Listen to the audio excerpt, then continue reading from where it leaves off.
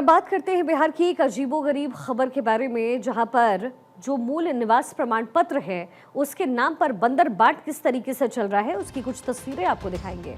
पहले डॉग बाबू को बिहार का मूल निवासी बताया गया और अब सोनालिका ट्रैक्टर के आवेदन में सबको चौंका दिया है। बिहार में डॉग बाबू को मृत निवास प्रमाण पत्र मिल चुका है और अब यहाँ पर पिता का नाम स्वराज ट्रैक्टर, माँ का नाम कार देवी और इस तरीके के जो आवेदन हैं वो आ रहे हैं और इसी के साथ एसआईआर पर एक बार फिर से गंभीर सवाल खड़े होते हैं। आपको एक रिपोर्ट दिखाते हैं।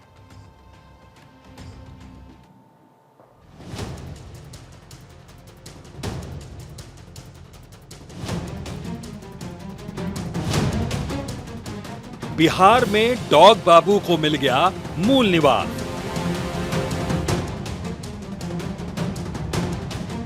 आवेदन फटाफट, मूल निवास प्रमाण पत्र खटाखट।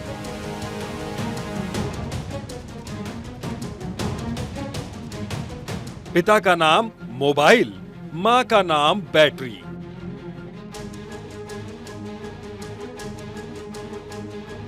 पिता का नाम स्वराज ट्रैक्टर, मां का नाम कार देवी।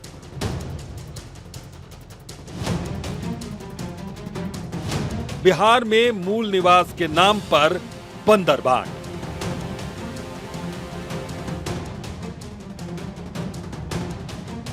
बिहार में चुनाव आयोग ने वोटर का विशेष गहन प्रशिक्षण क्या चलाया। हर किसी को अपने दस्तावेज पूरे होने की चिंता सताने लगी, तो पटना के कुत्ता बाबू ने मूल निवास के लिए आवेदन में देरी नहीं की। लिहाजा उसने चट से आवेदन किया और पट से बन भी गया बिहार का मूल निवासी। और अधिकारी साहब ने जारी कर दिया मूल निवास प्रमाण पत्र। ये जो प्रकरण हुआ है काफ़ी गंभीर है, तो इसीलिए हम लोग आज मैं और डीएसपी भी यहाँ आए हैं। इसकी पूर्ण जांच हो रही है।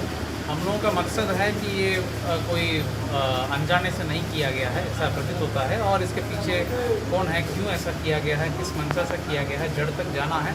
और जो भी कारण हो, जो भी व्यक्ति इसके पीछे हो, सब लोगों को सामने लाना है और कठोर से कठोर कार्रवाई करना है। सर, जांच क्रम में क्या देखा गया सर? वो सब बाद में जब जांच हो क्या एक्शन लिया गया? बहुत अच्छा परिणाम मिल रहा है और हम लोग जैसे जांच के परिणाम आएंगे बता देंगे। बिहार में बन रहे निवास प्रमाण पत्र में भारी गड़बड़ी देखने को मिल रही है।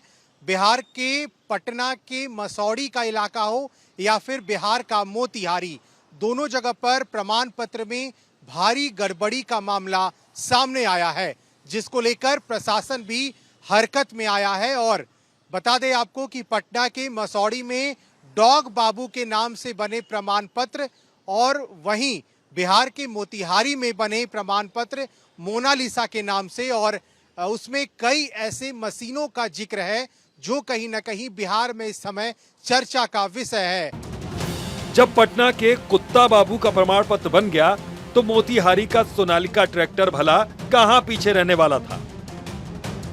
उसने भी फटाफट आवेदन किया, लेकिन सोनालिका ट्रैक्टर की चालाकी उस वक्त पकड़ी गई जब अधिकारी महोदय ने निवास प्रमाण पत्र बनाने की प्रक्रिया शुरू की और सोनालिका ट्रैक्टर पर बिहार की भोजपुरी एक्ट्रेस मोनालिसा की तस्वीर लगा दी। बस यहीं पकड़ा गया पूरा का पूरा फर्जीवाड़ा। अगर आवेदक ने सोनालिका ट्रैक्टर की असल फोटो लगाई होती तो शायद वो भी बन गया होता बिहार का मूल निवासी। लेकिन उससे पहले भोजपुरी एक्ट्रेस की फोटो ने उसके प्लान को पूरी तरीके से बिगाड़ दिया और उसके मूल निवास प्रमाण पत्र का सपना आवेदन पर ही आकर अटक गया। नहीं तो जिस सलीके से सोनालिका ट्रैक्टर ने अपने फॉर्म 12 में आवेदक का नाम सोनालिका ट्रैक्टर, पिता का नाम स्वराज ट्रैक्टर और मां का नाम कार देवी बताया है, इतना ही नहीं, आवेदक ने अपनी तस्वीर की जगह फिल्म एक्ट्रेस मोनालिसा की तस्वीर तक अपलोड कर दी। पते के कॉलम में भी गांव का नाम, खेत, अंचल कोटवा, थाना छौड़ा दानो और जिला पूर्वी चंपारण भरा था। उससे तो उसका प्रमाण पत्र बनने से कोई रोक नहीं सकता था। लेकिन जैसे ही टीएमसी ने आवेदन पत्र को सोशल मीडिया हैंडल पर सार्वजनिक किया, पूर्वी चंपारण जिले में हड़कंप मच गया। पुलिस ने साइबर फ्रॉड और सरकारी दस्तावेज से छेड़छाड़ के तहत एफआईआर दर्ज की और साजिशकर्ता के आईपी एड्रेस की जांच शुरू कर दी। देखिए, हमारे यहाँ पे जो भी आरटीपीएस के माध्यम से आवेदन आते हैं, उसमें जो आवेदन रिजेक्ट होने लायक है उनको हमारे सीओ रिजेक्ट कर देते हैं। अभी तक ये रिजेक्ट होता आया था इस तरह के प्रमाण पत्र, लेकिन आज हम लोगों ने सभी सीओ से बैठक करी है और डायरेक्शन दिया है कि जो जानबूझ के इस तरह की बदमाशी की जा रही है कुछ लोगों के द्वारा कि अगर वो फेक फ़ोटो लगा के अगर आवेदन देते हैं तो रिजेक्ट तो करें ही, उसके साथ साथ उन पर प्राथमिकी दर्ज कराएं ताकि उन पर अगर तक कानूनी कार्रवाई हो सके। तो उसी मामले में कोटवा में एक 17 तारीख को एक आवेदन किसी ने दिया था जिसमें कि नेट से डाउनलोड करके कुछ फ़ोटो लगाई थी। सीओ ने उसे रिजेक्ट किया, लेकिन हमने बोला कि उसके बाद में उसमें एफआईआर भी दर्ज कराई जाए, तो सीओ के द्वारा उसमें एफआईआर दर्ज कराई जा रही है। हाँ, उसका डिटेल होता है उसके अंदर, फ़ोन नंबर होता है, ओटीपी आता है, सब चीज़ होती है। तो साइबर थाना भी इसमें देखेंगे उसको और एसपी साहब को भी जानकारी है। हम लोग ऐसे लोगों को चिन्हित करेंगे जो इस तरह के फर्जी आवेदन दिलवा रहे हैं और उन पे प्रशासन को परेशान करने का प्रयास करेंगे। बिहार में कुत्ते के नाम पर दस्तावेज बनकर तैयार हो गया है। सोनालिका ट्रैक्टर बिहार का होते होते चूक गया, लेकिन ये सिलसिला यही नहीं थमा, क्योंकि बिहार का सिस्टम तो सो रहा है। सरकारी प्रमाण पत्र प्रणाली की विश्वसनीयता पर लगातार सवाल खड़े हो रहे हैं। डॉग बाबू के बाद के अलग अलग जिलों से ऐसे और भी हैरान कर देने वाले आवेदन सामने आ रहे हैं, जो पूरे डिजिटल गवर्नेंस सिस्टम की पोल खोलते दिख रहे हैं। बिहार में आवासीय प्रमाण पत्र बनाने का सिलसिला जैसे जैसे तेज हो रहा है, वैसे वैसे फर्जीवाड़े की जमात भी बढ़ने लगी है। पटना की तरह नवादा में भी कुत्ता बाबू के निवास प्रमाण पत्र बनाने के लिए आवेदन आया है। इस अजीबोगरीब आवेदन में एक बार फिर से सबको चौंका दिया। इस फॉर्म में आवेदक का नाम है डोगेश बाबू, पिता का नाम है डोगेश के पापा और माँ का नाम है डोगेश की मम्मी, ये लिखा गया। लेकिन कुत्ता बाबू का कॉपी कैट स्टाइल नवादा के अधिकारियों ने पकड़ लिया। निवास प्रमाण पत्र के नाम पर हो रही नौटंकी पर सियासत भी जोरदार तरीके से शुरू हो गई। बिहार के पूर्व डिप्टी सीएम ने अधिकारियों की लापरवाही पर सीधे सीधे सवाल सरकार से किए। तेजस्वी यादव ने सोशल मीडिया हैंडल एक्स पर नीतीश सरकार पर जमकर निशाना साधा।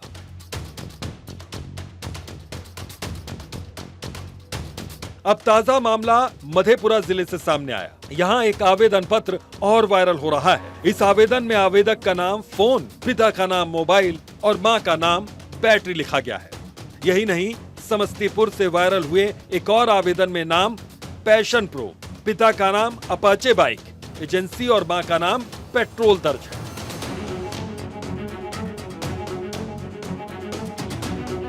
इन मामलों ने राज्य सरकार के ऑनलाइन प्रमाण पत्र सिस्टम की निगरानी और सत्यापन प्रक्रिया पर गंभीर सवाल खड़े कर दिए हैं। अब ये भी चर्चा में है कि क्या ये महज लापरवाही है या फिर सरकार की छवि को जानबूझकर खराब करने के लिए कोई संगठित साजिश रची जा रही है।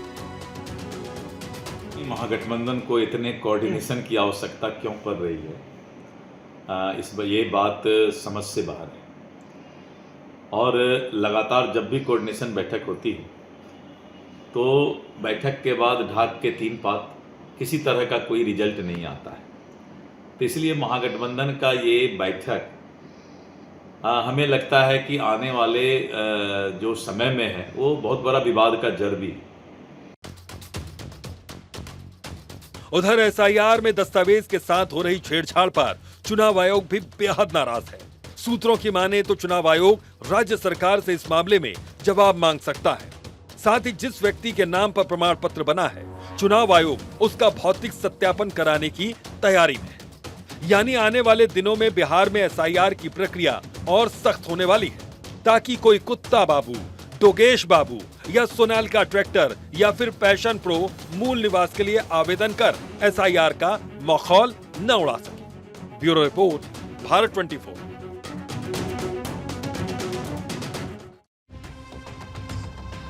आरजेडी सुप्रीमो लालू प्रसाद यादव के बड़े बेटे और फिलहाल आरजेडी से निष्कासित विधायक तेज प्रताप यादव क्या साइकिल पर सवार होने वाले हैं?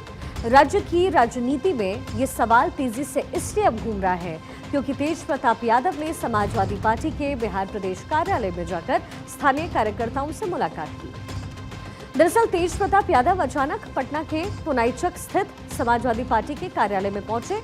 तेज प्रताप के सपा ऑफिस में पहुंचने के साथ ही सियासी अटकलें लगनी शुरू हो गई। आरजेडी से दूरी और पारिवारिक राजनीति में फिलहाल हाशिए पर चल रहे तेज प्रताप यादव के साथ कार्यालय पहुंचते ही अब इस बात ने जोर पकड़ लिया कि क्या तेज प्रताप अपनी आगे की राजनीतिक पारी को साइकिल पर सवार होकर के पूरा करेंगे क्या? अपनी नई राजनीतिक जमीन की तलाश में जुटे तेज प्रताप ने समाजवादी पार्टी के कार्यालय पहुंचने के बाद पार्टी पदाधिकारियों के साथ लगभग 1 घंटे तक बंद कमरे में बैठक भी की है। पार्टी के सूत्रों की अगर माने तो इस मुलाकात के दौरान आगामी चुनाव को लेकर के अहम रणनीतिक बातचीत हुई है।